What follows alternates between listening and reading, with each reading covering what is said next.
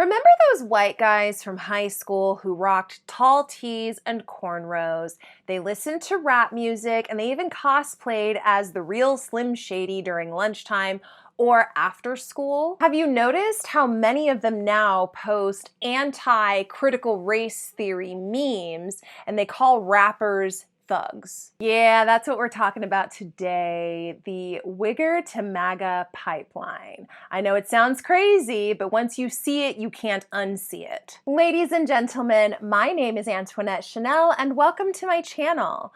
Let's start by defining the term Wigger itself. So the term Wigger is a mashup of the word white and the racial slur, the N-word, that most Black people have heard at some point during their lifetimes. And this was a term that was used to describe white kids who basically mimicked what they thought Black culture was throughout the 90s and the early 2000s. So this is baggy clothes, this is the slang, this is the obsession with all things hip hop, maybe even also adopting some of the African American vernacular English without really knowing the roots of it or, how some of these terms came to be. It's performative, it's surface level, and it is not at all connected to the very real experiences that Black people face and have faced and will continue to face on an ongoing basis. And for a lot of these kids, it really wasn't mockery. It was a weird form of adoration that they were engaging in. But it was a type of lazy and shallow and disrespectful form of adoration and admiration. And it almost never came with any accountability or advocacy. Fast forward about 10 or 15 years, and a lot of these same people are no longer bumping Nas, they're not quoting DMX anymore. For some, it was just a phase that they grew out of and that they never revisited again. But for a lot of others, way too many others than we can ignore, because there's been a lot, but with a lot of others, they grew out of that and grew into something different,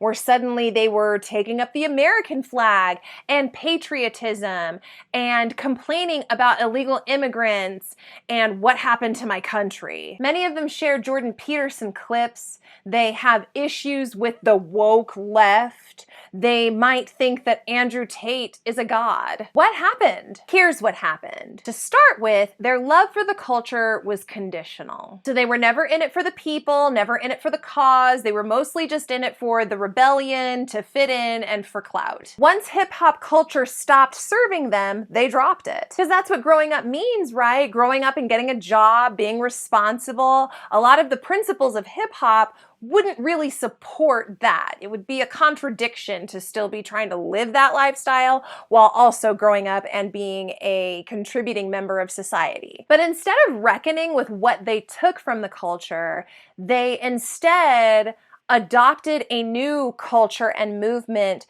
that was almost a direct contradiction to everything that they had taken up and consumed and mimicked in the past. And here's where it gets deep. Many of these individuals never truly respected Blackness. They just consumed Blackness like it was any other product. So when movements like Black Lives Matter gained traction and actual Black people started demanding change, it made these outsiders very uncomfortable. They didn't sign up for justice. They were only here for the swagger. And when the swagger got politicized, when rap started being about police brutality, about the economic disadvantages of Black people and how systemic that was, they ran. And guess who welcomed them with open arms? The right. Suddenly we had conservatives telling them that you don't need to be canceled just because you like what you like. Conservatives who planted the seed that, hey, you're having your rights and your freedoms and your liberties taken away from you.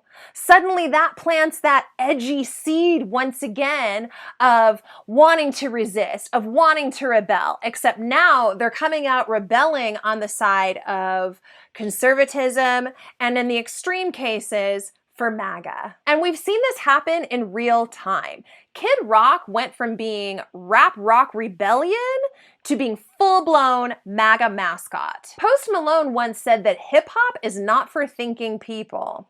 after having made millions from the art, and he's now a country artist. Justin Timberlake has profited from Black producers, from Black talent, and from Black artistry. But when the backlash came, he retreated into the wilderness to become a man of the woods. This pipeline isn't personal, it's systemic. It's about who gets to borrow Blackness and who has to live it. And for me, this isn't really so much about policing personal style, it's about accountability. If you benefited from Black culture and you made that part of your identity when it was cool, then I think you owe the culture, the community, the overall identity of it more than just your silence when it comes under attack. You don't get to dabble in the aesthetics of Blackness and try it on like it's a costume, but then turn around and vote for the same people who want to gut critical race theory, who want to ban books by Black authors or books that tell about Black history or that limit the liberties and the rights of Black people. The Wigger to MAGA pipeline is real. It's the story of shallow imitation mutating into resentment. Resentment that becomes political. If you really loved the culture, then where are you now? If you really loved the culture, make sure that you also make yourself available to defend that culture. Don't just sit silently by while that culture gets assaulted or distorted, or people concoct stories that you know are not true about that culture in an effort to rewrite history. I think pretending that you don't understand or that you cannot take up a role in the fight or that you are not informed enough and so therefore you don't have anything meaningful to contribute, so therefore you don't need to be involved in these conversations around protecting the culture. I think that that is intellectual dishonesty. Plain and simple. And those are my thoughts. Friends, if you liked this video, please give it a thumbs up. I really appreciate that. That makes it so that other people can see it. I'd also love to hear your comments down below, although I'm sure they're probably going to be controversial given what the topic is of this video, but that's fine. Bring it on. I still want to hear from you. If you liked the video, like I said, please give it a thumbs up. Consider hitting the subscribe button so that you can see more of my content moving forward. And if you want to follow me on Instagram, that's my handle right there on screen. Thank you so much if you sat through this whole video. I very much appreciate you, and I will catch up with you in the next one. Take care.